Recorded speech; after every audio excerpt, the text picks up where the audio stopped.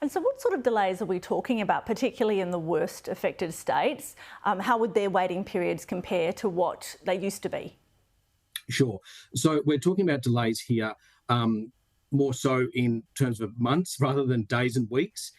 So significant delays, and during as I say, during the time of those delays, those costs, labour costs and cost of materials can go up, and that increases the overall cost of the build as well. So unfortunately, yeah, we're talking months, which is quite significant. And so what exactly is the reason for the delays? Who's to blame for this? So over time, planning systems have become really burdened, and they've become overly complex. So unfortunately, what occurs is you have these planning systems that have duplicate measures in them. So things that can be dealt with in other approval systems, i.e. the building approvals, is now being used or applied in planning as well. So it just makes that system have a lot of complexity, a lot of burdens, and all those things just take time.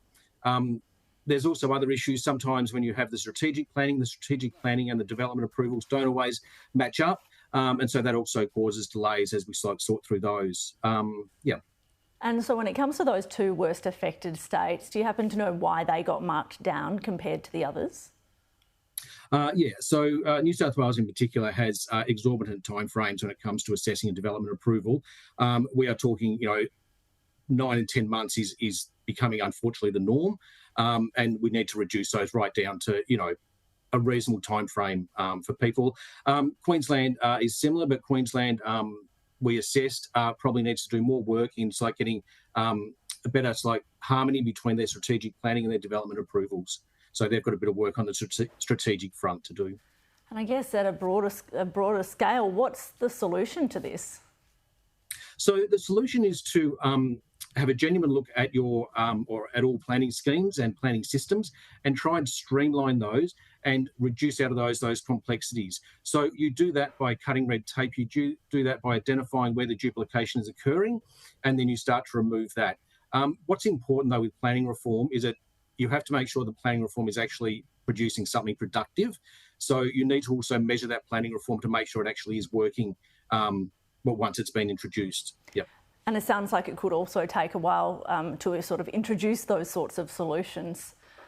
Yeah, that's right. So if you introduce those solutions today, and the lag time that you'll get is you will have lag time of, let's say 6 months to a year before you know if they're producing real benefits and real improvements or not.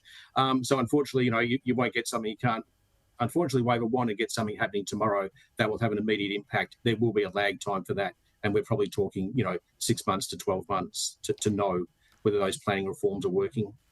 So National Cabinet has, of course, committed to that target of building 1.2 million new homes over 5 years.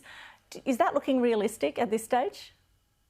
Oh, look, it's great to have a target. I think it's really good that we have a target there. Whether or not that is met by 2029, I guess it's starting to look fairly unlikely. But let's keep the target there and let's have something to aim for, because that's really important, I think, to as I talk about measuring those planning reforms. You'll know if those planning reforms are working if you get, very, very close to that target by 2029. Thanks very much for joining me. That's Hermon from the Housing Industry Association.